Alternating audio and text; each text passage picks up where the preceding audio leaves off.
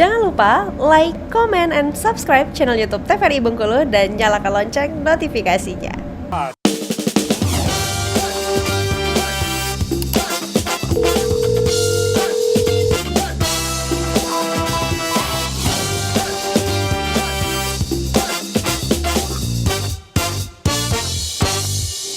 Baik pemirsa, terima kasih Anda kembali menyaksikan Dokter Kito dengan tema kita hari ini membahas terkait dengan parotitis atau gondongan bersama dengan Dokter Nadia dan juga Dokter Junia. Kalau tadi sempat mengatakan terkait dengan vaksin ya dokter, vaksin yang diberikan itu vaksin seperti apa? Apakah memang khusus untuk menangani gondongan saja atau untuk segala macam nih? Karena kan anak-anak ya dokter ya. Oke.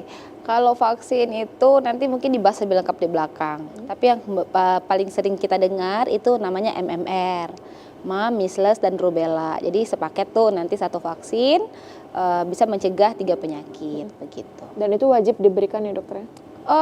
Dia nanti ada yang booster sifatnya, ada yang wajib.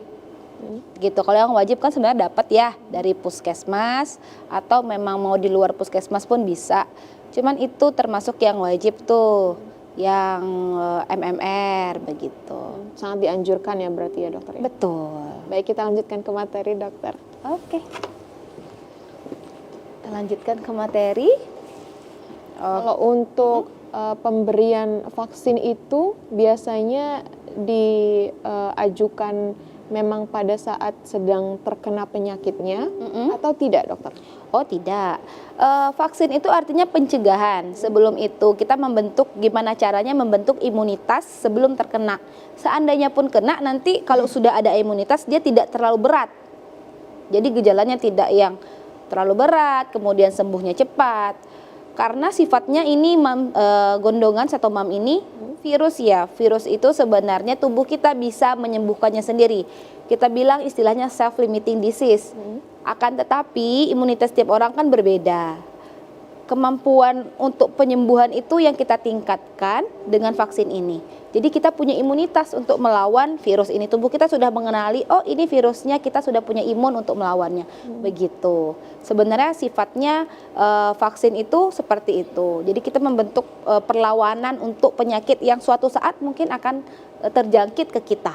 Begitu. Kalaupun terkena, dia bisa mencegah terkena penyakit tersebut. Dan kalaupun terkena, keberatan derajat tingkat keparahannya tidak terlalu berat. Memang harus sedia payung sebelum hujan ya dokter Nadia. Betul. Oke, kita lanjut ya. Oke, ini sudah tadi kita bahas, kita next. Oke, sepertinya oh iya. Satu lagi, mungkin akan banyak mitos-mitos yang akan kita bahas nanti ya terkait gondongan ini. Karena di masyarakat kita, di pemirsa di rumah mungkin menganggap itu adalah hal yang wajar. Ternyata itu hanya mitos dan tidak ikut andil dalam penyembuhan penyakit ini, begitu. Dan dibiarkan aja gitu ya dokter ya, sembuh sendiri katanya gitu ya. Memang karena dia self limiting tadi, dia sembuh sendiri, cuman kita butuh pencegahan agar tidak terlalu parah.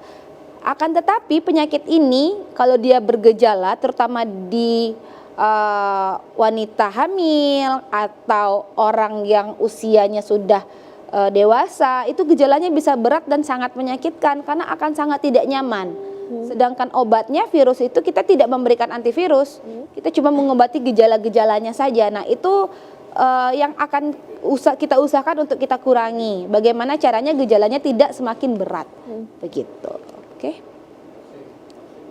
Mungkin akan kita bahas lagi tentang materi lebih lanjut. Kita bahas dulu tentang itunya ya, mitos dan faktanya. Oke. Banyak ya mitos dan juga faktanya ya dokter ya. Ada misal kalian duduk saja dulu ya dokter. Mungkin tentang itu ya, mitos dan faktanya mungkin dokter Nadia juga bisa jelaskan nanti tentang yang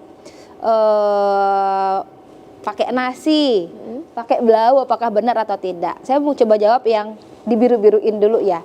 Kenapa sih dulu orang biru-biruin dikasih belau pewarna baju itu di leher anaknya kalau dia terkena gondongan? Ternyata itu fungsinya bukan menyembuhkan karena dia tidak nyerap kemudian dia mengecilkan, tidak. Pertama, karena penularan ini sangat mudah, Jadi diusahakan anak ini gimana caranya biar dia malu gitu kalau keluar rumah. Oh, Males kan, kelihatan kan kalau biru-biru kan agak gimana kalau keluar rumah ya. Sebenarnya itu mencegah, manfaatnya biar tidak mudah menular. Kemudian anaknya jadi mager keluar, jadi banyak istirahat. Karena yang dibutuhkan itu adalah istirahat sebenarnya. Istirahat, minum yang cukup, kemudian makan makanan yang bergizi.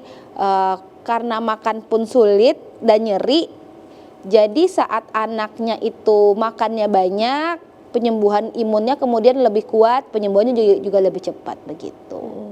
kalau yang tadi terkait dengan nasi, seperti apa sih Dokter Nadia? Oke, mungkin sering kita dengar ya di masyarakat itu atau yang dilakukan masyarakat mengenai tentang nasinya ditempelin, dibulet-buletin, ditempelin ke bagian yang membengkak dan dilempar mungkin ke hewan tertentu. Masyarakat beranggapan jika nasi yang dilemparkan atau diberikan ke hewan tertentu itu dapat menyerap si penyakit ini.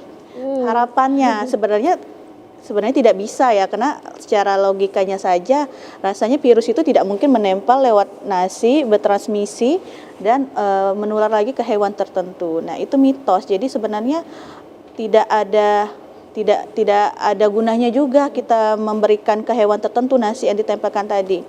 Jadi sebenarnya memang balik lagi untuk penyakit virus ini, karena biasanya itu kan si parotitis ini disebabkan oleh virus. Jadi memang penyembuhannya itu dari kita sendiri, dari imunitas, kecukupan istirahat dan makanan. Jadi pun juga terkadang ibu-ibu kita tuh ngomong tuh di rumah, nanti nasi yang dimakan si hewan itu nanti datengin kamu hewannya kalau kamu keluar rumah. Itu kan jadi mitos-mitos tertentu bikin kita pun sendiri ketakutan nih keluar rumah maksudnya. Jadi kita lebih istirahat di rumah dan tidak keluar dan tidak menyebarkan juga virusnya ke teman-teman yang lain begitu. Tapi sebenarnya tidak ada kaitannya Iya, ya. benar Betul, sekali. ya. Kalau pengobatan secara herbal seperti itu Dokter Nadia? Nah, kalau untuk pengobatan herbal itu biasanya sih mungkin kalau pengobatan herbal yang sering kita dengar itu yang balik lagi yang kayak ditempelin belau ya Mbak. Nah, sebenarnya itu memang bikin malu anaknya aja, kayak biru-biru nih aku keluar rumah, kayak ngapain biru-biru keluar rumah keliaran, itu kan pasti anak-anak bakal istirahat. Sebenarnya kalau misalnya virus itu sebenarnya cukup dengan istirahat, makan bergizi, dan mungkin kalau misalnya susah menelan karena bengkak, itu kita bisa gunakan makanan-makanan yang lunak atau seperti bubur, dan jangan konsumsi yang terlalu asam karena akan meningkatkan atau produksi liurnya itu kan jadi banyak tuh kalau asam, jadi bikin lebih nyeri gitu. Baik, kita kembali ke materi Dokter ya. Junia. Oke.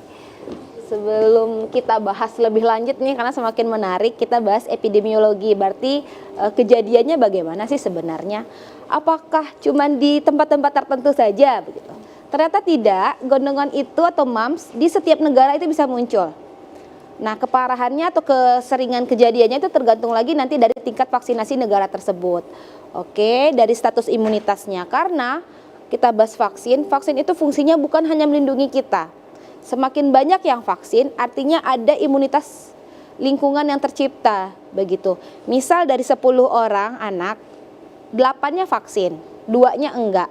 Nah, 2-nya enggak pernah kena sakit gondongan bukan berarti karena dia kebal, tetapi karena orang di sekitarnya yang 8 tadi terlindungi.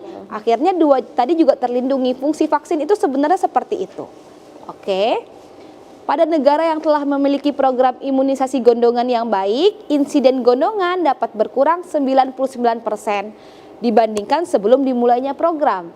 Jadi orang tua di rumah dan pemirsa di rumah, kalau ada program vaksin anaknya di sekolah, mungkin anaknya ketakutan, ih dokter gitu, akhirnya memilih kabur dan tidak masuk sekolah. Orang tuanya juga diusahakan jangan berusaha untuk tidak memasukkan anaknya ke sekolah, karena sekarang lagi tren tuh nggak usah vaksin gitu ya. Malah mendukung anaknya untuk menghindari masuk sekolah di hari dijadwalkannya vaksin, karena dari pemerintah kita sudah menjadwalkan gratis dijemput bola ke sekolah untuk divaksin. Jadi itu tidak usah dihindari karena memang manfaatnya akan baik begitu. Karena banyak yang bilang anak saya nggak vaksin tapi tetap sehat, karena adanya imunitas tadi yang terbentuk karena orang lain vaksin begitu. Oke, kita lanjut. Nah, pada negara yang belum memiliki program imunisasi gondongan, Wabah itu dapat terjadi 3-5 tahun sekali. Oke. Kenapa kita disebut wabah? Karena dia nggak mungkin satu yang kena. Karena penyebarannya sangat mudah. Insidennya 100-1000 kasus per 100.000 penduduk, lumayan tinggi ya. Karena penularannya ini sangat mudah. Pada negara-negara dan kota maju dengan program imunisasi gondongan yang sudah berjalan baik, gondongan itu terjadi pada anak-anaknya berkurang. Justru banyak pada remaja dan dewasa muda. Misal pada masa kuliah nih, mungkin penyebabnya pertama situasi tempat tinggal, misalnya tinggal di asrama, berkumpul, jadi penularan lebih mudah. Kemudian biasanya hygiene-nya kalau udah berkumpul itu pasti agak kurang ya. Imunitas yang sudah mulai menurun seiringnya bertambah usia. Kemudian masih ada daerah dengan cakupan imunisasi gondongan yang rendah. Itu mempengaruhi kejadian gondongan walaupun negara tersebut atau wilayah tersebut cakupan vaksinasinya sudah bagus. Kalau untuk di Indonesia sendiri, dokter seperti apa terkhusus di Provinsi Bengkulu terkait dengan imunisasi gondongannya? Oke, kalau untuk setiap provinsi di Indonesia saya belum punya ada datanya, tapi kalau di Provinsi Bengkulu cakupannya sudah cukup baik. Kemudian kasusnya juga itu masih ada, sekarang lagi musim nih. Oh sekarang nih, lagi musim ya dokter ya? Lagi musim gondongan, cuman tidak parah dan tidak banyak. Karena balik lagi kan imunitas kita kebanyakan sudah terbentuk. Walaupun masih banyak nih yang menolak untuk vaksin atau kemudian yang masih mempercayai mitos-mitos seperti itu. Yang jelas kalau pemirsa di rumah anaknya sakit gondongan, istirahatkan, cukupkan cairan, makanannya dicukupkan walaupun pasti akan sulit untuk menghandle anak-anak untuk makan karena rasa tidak nyaman tersebut ya. Saat kita makan kan butuh produksi ludah, sedangkan yang tempat produksinya ini sakit. Kalau dia dipaksa bekerja pasti akan sakit banget begitu. Oke, kalau dari usia dan jenis kelamin, mayoritas itu pada anak-anak usia 5-10 tahun, sangat jarang pada bayi. Kenapa? Karena ada proteksi antibodi ibu. Oke, terutama di bayi-bayi ASI ya, masih ada imunitas dari orang tuanya, terutama orang tua. Ya dokter ya? Iya, betul. Terutama orang tuanya yang memang riwayat vaksinnya lengkap atau kekuatan imunitasnya baik. Insiden laki-laki dan perempuan sama, tidak ada kekhususan tertentu. Kalau dari materi-materi yang lalu itu kebanyakan perempuan lebih beresiko gitu ya. Laki-laki beresiko gitu ya. Kalau ini enggak ya dokter ya, sama, rata ya. Betul. Namun dilaporkan kalau ini bisa terjadi walaupun penyakitnya ringan, kita bahasnya tadi, tapi kalau dibiarkan dan menjadi parah itu bisa menyebabkan komplikasi. Nanti komplikasinya dibahas di belakang. Nah, komplikasinya salah satunya meningitis lebih sering ditemukan pada laki-laki, 3:1. Kalau dengan ibu hamil tadi seperti apa dokter? Karena sempat menyinggung ya terkait dengan ibu hamil yang gondongan. Pertama, ibu hamil tidak bisa minum obat sembarangan. Anti nyerinya pun terbatas. Nah, makanya biasanya gejalanya selain pada kehamilan itu gejalanya terasa lebih berat, obat yang diminum pun nggak bisa yang maksimal. Karena ada keterbatasan untuk ibu hamil. Setelah itu gimana ke janinnya? Biasanya pada usia kehamilan di awal-awal bisa meningkatkan, bukan pasti ya, bisa meningkatkan resiko keguguran, begitu. Makanya lebih bahaya ya dokter ya kalau terkena dengan ibu hamil ya. Betul, karena kita obat-obatan anti nyeri kita nggak bisa kasih dos maksimal atau jenis yang berbeda yang banyak. Yang paling safety untuk ibu hamil salah satunya paracetamol untuk pengurang nyerinya, anti nyerinya. Mungkin dibantu kompres es atau kompres hangat sehingga rasanya nyaman begitu. Pengobatannya yaitu istirahat, kemudian mengobati gejala saja. Agar ini memberi informasi juga kepada pemirsa di rumah, ibu hamil yang mengalami gondongan seperti apa pencegahannya dokter. Namun setelah jeda pariwara berikut ini pemirsa jangan kemana-mana, tetap saksikan Dokter Kito.